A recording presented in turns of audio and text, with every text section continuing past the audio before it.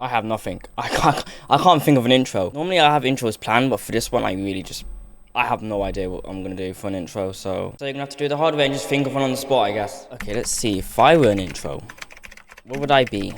Intro. Yeah, I'm trying to think. An intro. What would an intro be? If I were an intro, what would I be? I don't know. I'm trying to think of something. I generally have like no idea what an intro is gonna be. I could be for ages, months, weeks, years, decades, just trying to look for an intro. I couldn't find one. I still can't think of one.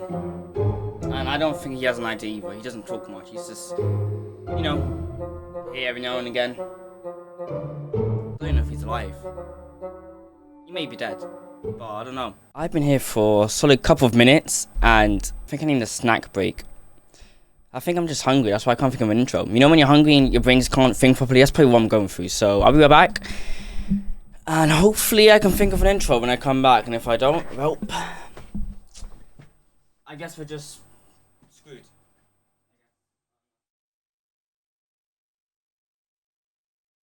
I don't know where that guy's going.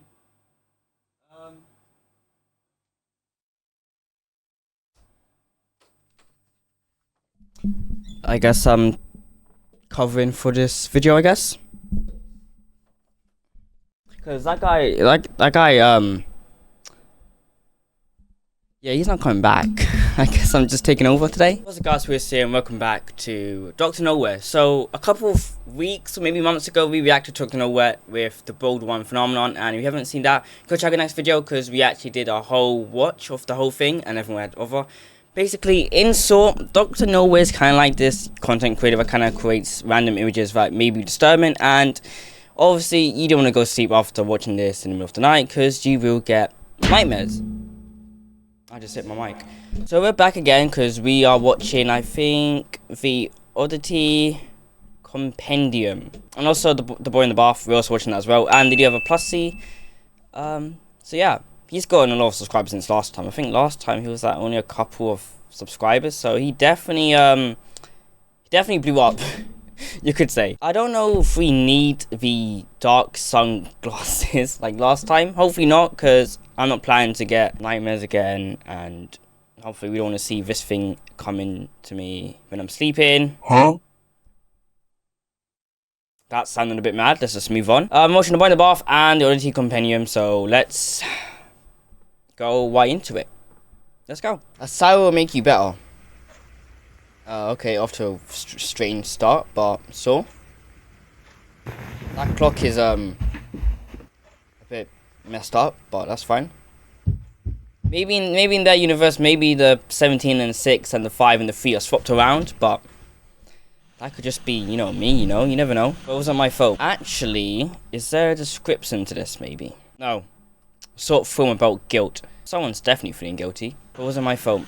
So he's done something which he is feeling guilt about, because I don't know what's with the bath though. Like, why the bath? You could have chose anything. Why the bath? That is a really small bath. Why do you have a chair in there though? The water's still running. Why did you leave me here? Let's talk about leaving houses. Yeah, I think it's time we buy a new house. Obviously your house is amazing. I'm not trying to doubt that your house is a bad house, but maybe it's time to move out the house once you have a giant demon, because last time I checked, I don't think demons in the bath is really a kind of good thing to live. It's not really a good working environment or just living environment. So maybe talk about rearranging different house properties, maybe, just a recommendation. I'm not trying to, well, you don't really want to see this every time you go to the bath, because but anyway, moving on. Some long legs you got there, bro. Must have took off the siren head. I never adjusted to you. I need to move this microphone because every time I'm trying to press spacebar to pause the video, I keep hitting my mic, and I have nowhere else to move my mic. There is nowhere to put it. My desk is so full. There's no I have it on the corner of my desk right here. That's where the arm comes in. I was gonna say I just got a door smashed in my face. I think it is time to talk about new property. Maybe move out. Maybe just don't clarify that there was a monster in the bathroom when you're trying to sell your house to someone else, because I don't think they're gonna buy the house if there's a demon in the house. Does that make sense? Yeah, you know what I'm trying to say. I'm waiting for a jump scare any second now because I know what Dr. No is like after last time. 17:51 6. No, you heard me. It was all your fault. What do you mean by that? The boy on the bath is terrifying. I think I know. I just watched it. You know, we learned so many valuable lessons of Dr. Nowhere. We have, don't stare at the TV for too long. Don't watch scary videos at night. And also, don't trust the demon in your bath, because he will probably, also give you nightmares that kind of link together into the same thing. The Oddity Compendium. Please, no dark glasses. I beg you. I'll just say it right. Let's go. Program. Welcome to the Oddity Compendium. Today, we will be learning about many wonderful and strange oddities that exist inside of, outside of, and around your universe. These So it could be anywhere. can range anywhere from life forms, products, and organizations to even events in anomalous time periods. Why? The following information has been acquired from realities that may be separate from the one you are currently residing in. Please be aware that knowledge or comprehension of incompatible information may result in a conscious Let's just put subtitles on because I don't even know what he's trying to say. reality fracture. Why the random guitar string though? Installment number 1, Folks Beds, The Land of Forgotten Faces, and June. Okay. What we will learn today.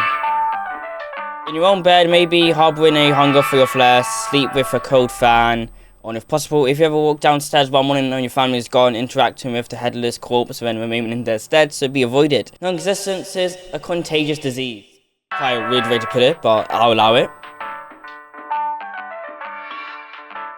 If you are in the middle of nowhere and you get a wasp of brilliant ideas, turn back immediately. Enlightenment is a drug and the withdrawals can kill. I don't know what that means, but I guess we'll just learn about it. Parasites. I know a couple of stuff about parasites. That is one ugly thing. The body is a dormant flesh that appears identical to a standard mattress. However, slicing the thin sheet-like skin reveals many soft organs, limb-like appendages, and a humanoid head which hides beneath the So, we have living mattresses right now in this universe. Which, if you go to buy stuff, a mattress from the shop, did they not check inside? Like, obviously you're not meant to cut mattresses. Where's the, logic that comes from it? You know? Like, how, when you go, like, maybe you own a furniture shop or something, and people buy mattresses, like, how do you know if it's an entity or an actual mattress? Like, is every mattress an entity, or is it just some? Because how do you sell a mattress in that logic? Because it's not sitting right, if you know what I mean. They were first discovered in the late 1960s when a mattress. So this was company ages ago. was They were surveying found ages storage. ago. Upon finding many seemingly pristine mattresses that had not been sold, they gave them away to thrift shops and people in need. The people who received them at Rest Folk initially had no issues with faux beds. It wasn't until the air began to warm up that these beds awoke from their uneventful hibernations. Living The mattresses. first reported victim was 19-year-old Alice Diger. She had been sleeping on They really just put a laughing sound effect over someone's death with a killing mattress, a living mattress. If they did, then that's kind of messed up. Why the random laughing soundtrack of a 19-year-old who died by a living mattress? If you laughed, then you're just not okay in the head, I guess. a flesh bed for roughly 6 months Before this her was meant to be taken disappearance. seriously, not laughing After about. noticing the stench of sulfur and rot originating from her bed, her family called authorities, and the inside of the mattress revealed a feasting parasite, several hundred human bones, and a half-digested Alice. The method in which Okay, I'm not laughing now. That wasn't me laughing. That was me me breathing just really weirdly. Like an egg, but not I'm not nearly as laughing. You're tasty. laughing. After they wake, they slowly unfold themselves from their soft mattress-like bodies.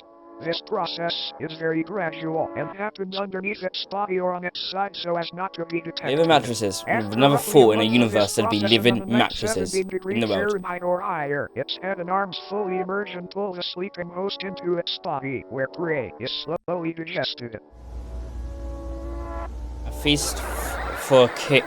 Not much is known about how these sleeping beauties came about, but it is theorized that since they are subhuman, they were once a branch of Homo sapiens. It's like when you do a nervous laugh, you try and like turn a serious situation into something funny, but the way they do it is just not funny. Not even in the slightest. Like, you can have laughing sound effects, or just anyway, like a feast fit for a king. Like, we're talking about a living mattress as a 90-year-old guy who died.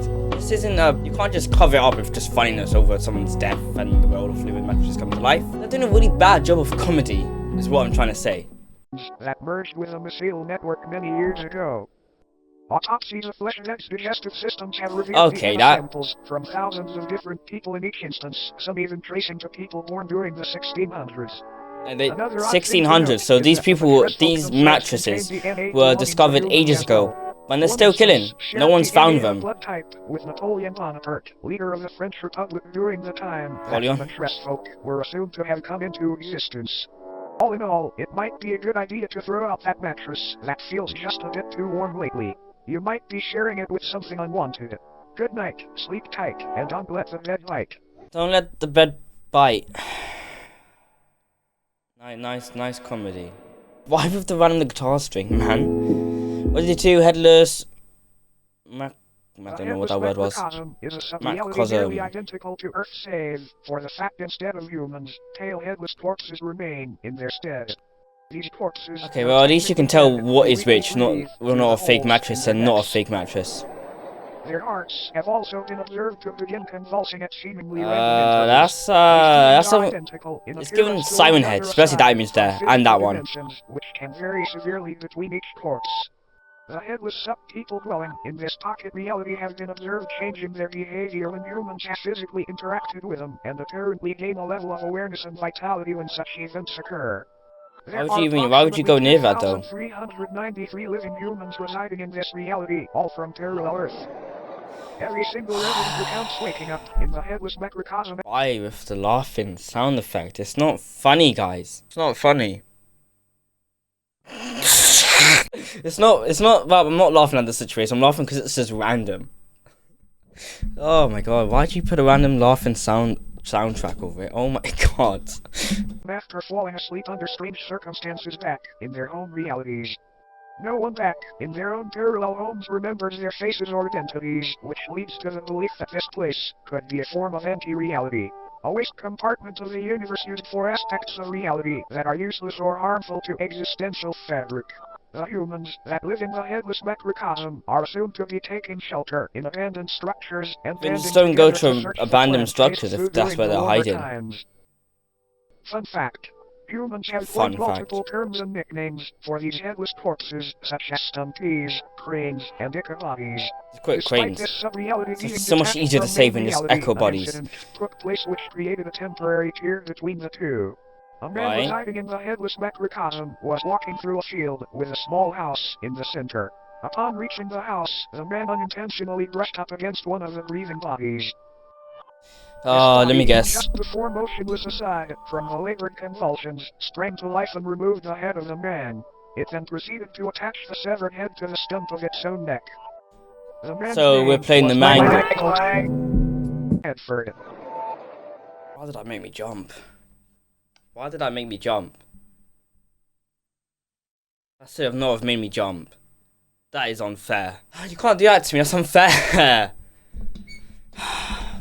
Because I'm so into it. When I'm into it, I'm really focused, and even the tiniest bit of just anything can get me off guard. Why? I was... Whatever, let's just continue. Where its own should be, an event occurred back on Earth in the year 2061 that resulted in governmental intervention.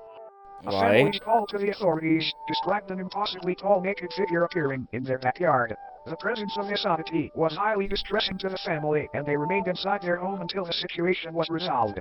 The following photograph depicts this figure. Face you can no longer exist. Michael Tedford's rotting head is affixed atop its frail neck. Shortly after the photo was taken, but again, it is their own universe, so it would make sense for it to not have a existence in a way. Apparently, this corpse was attempting to quite literally become Tedford by leeching off of his existence. So every time they say the name of the victim, the video kind of glitches because they're not. In one world, they're talking about someone whose head got taken away and put on its own neck. In another world, they're talking about someone who doesn't exist because it is their own universe. So the video would kind of connect the two into having someone exist and having someone not exist. So I kind of think that's what they're trying to say. But I'm not really a theorist, so I'm just gonna... They're talking about, they exist in a world, but they don't exist in the other. So when they try and talk it together, the video kind of glitches out. So every time you see the face saying this face doesn't exist, technically they were correct, but it doesn't look correct at the same time. And also the other texts also glitch out because they're not really a person, they're fake, because it's on their own world, not this one, if that makes sense. Breathing bodies appear to be in a constant state of yearning to reconnect with the roots of reality again, as they have been taken a hold of by a So every time you see a glitchy text, get ready for something to like mess about or something. It can affect anyone on Earth at any time, and once it takes hold, the headless macrocosm deems you valid for residence within its endless meadows, filled with fellow patients. But don't worry, it's a rare diagnosis. Another fun fact. Occasionally, man-made structures will form seemingly out of nowhere in order to correspond with the structures on parallel Earth. As mentioned earlier, parallel, so it's a parallel universe. Like the digestive tract of the universe, and these structures may be antibodies attempting to fight off the virus of non-existence. The house is moved, but now then, I'm not going to talk about your it. Head, screwed on tight. Great, because you might want to hang on tight to it for this next one.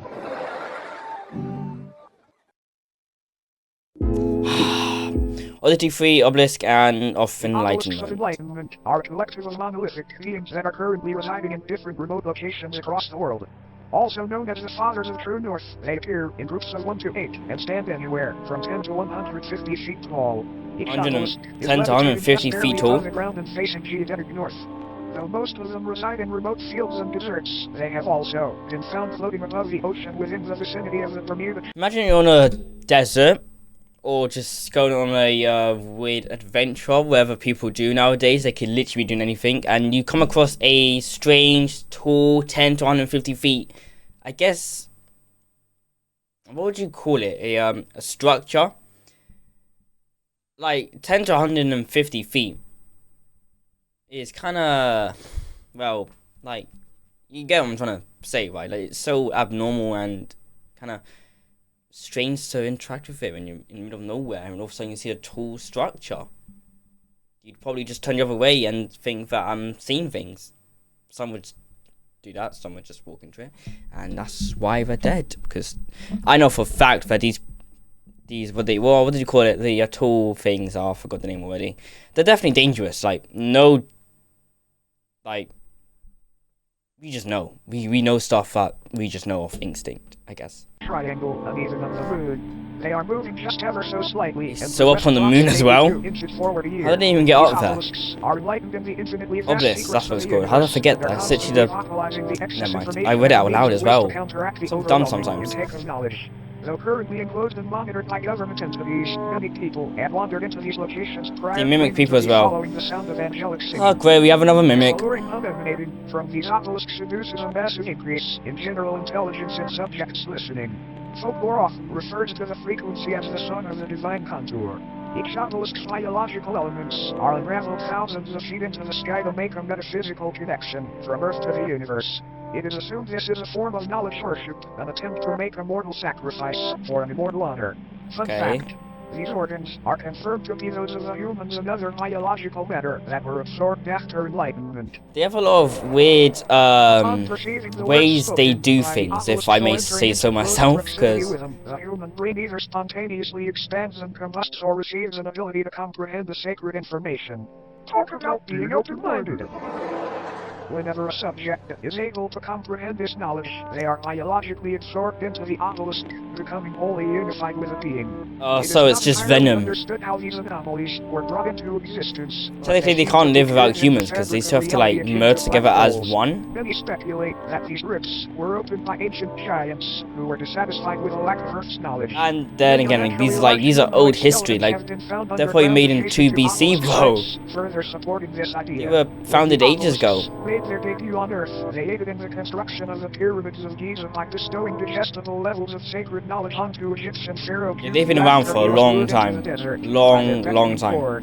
This knowledge would help Khufu rationalize a possible blueprint and method for building these grand tombs, and they were made into the shapes of pyramids as a tribute to the divine structures. All in all, these obelisks may seem malevolent, but it's important to remember that no physical pain could ever outweigh the agony of infinite knowledge. Stop the jokes. Why the jokes? The jokes ain't necessary. You see this thing and you think, oh, that's a funny joke. I don't know why I can make a joke out of that. Like, talk about being open-minded. Bro doesn't have a mind after his head just went, like, you know, there's no laughing matter. He has no brain. He has lost all the brain cells that he's ever came across. And now, talk about being open-minded. Just no. No. Now, looks like our time here may be almost up. But before you go, it's time for a bonus oddity.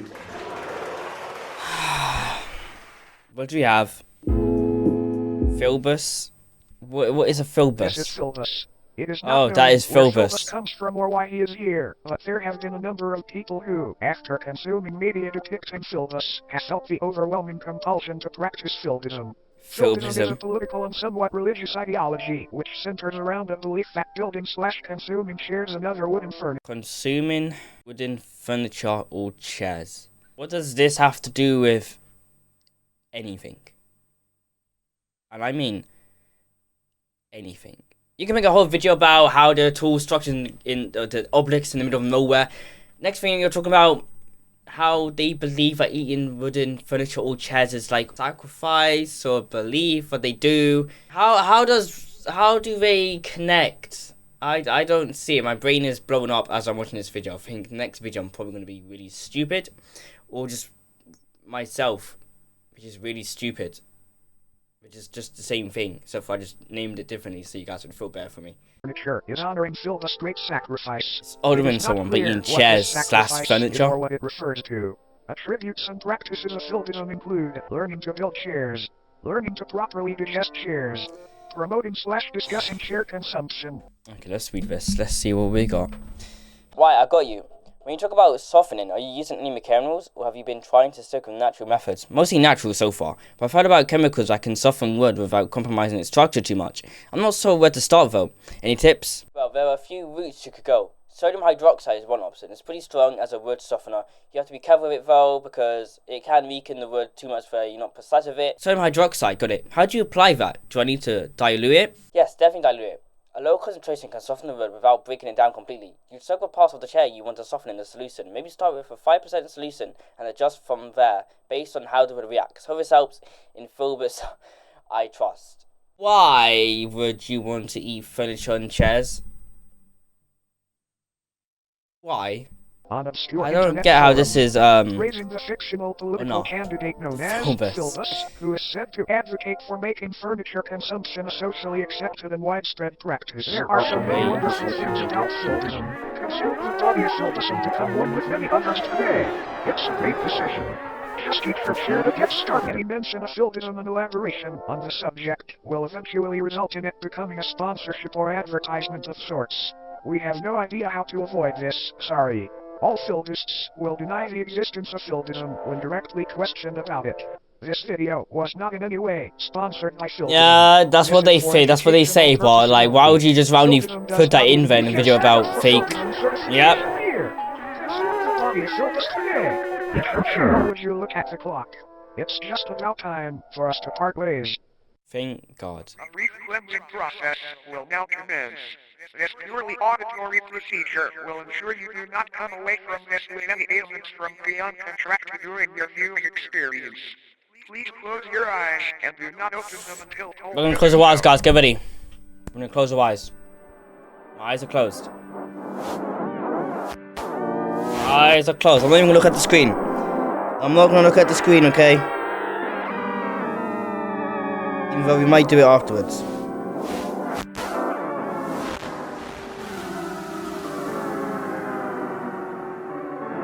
I'm hearing strange noises though.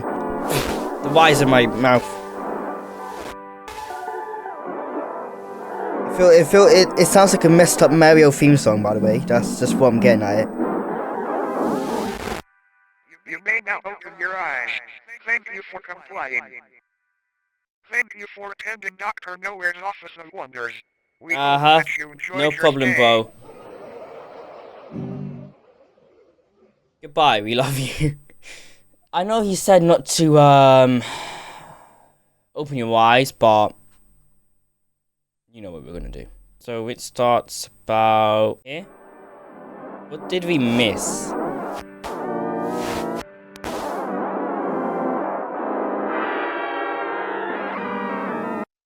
That goes on for the whole thing, right? Anyway, guys, that is Dr. Nowhere. We learned new things, you know. We talked about the movement of houses because there's a demon in the bath. We learned about the secret entity that pretends to be a mattress, and we also learned about this oddity compendium trust to make jokes in serious moments, which is kind of I kind of get, like, people do it all the time, try to make something funny. I know I'm talking about a YouTube video, but I'm trying to make seriousness. Why would you make a joke about death? Like, he was 19 years old and he died by a living mattress, and you make a joke about it. And also, why would you make a like sponsorship or an advertisement about eating chairs or just making chairs, and then when they ask you about where do you learn this from, you say it doesn't exist. Anyway, that is Dr. Nowhere. If you guys enjoyed, make sure you like and subscribe and turn on notifications to never miss a video. And for now, maybe stay away from the mattress because it may be into you. Maybe double check with the place where you bought it to make sure it is just a normal mattress and it's not an entity trying to sneak up on you from behind when you're sleeping, because you don't want to end up like old bones now, do we? No, I didn't think so. You guys have a great time, and I will see you when Dr. Nowhere uploads a new video. Until then, you're free to leave, guys. See ya.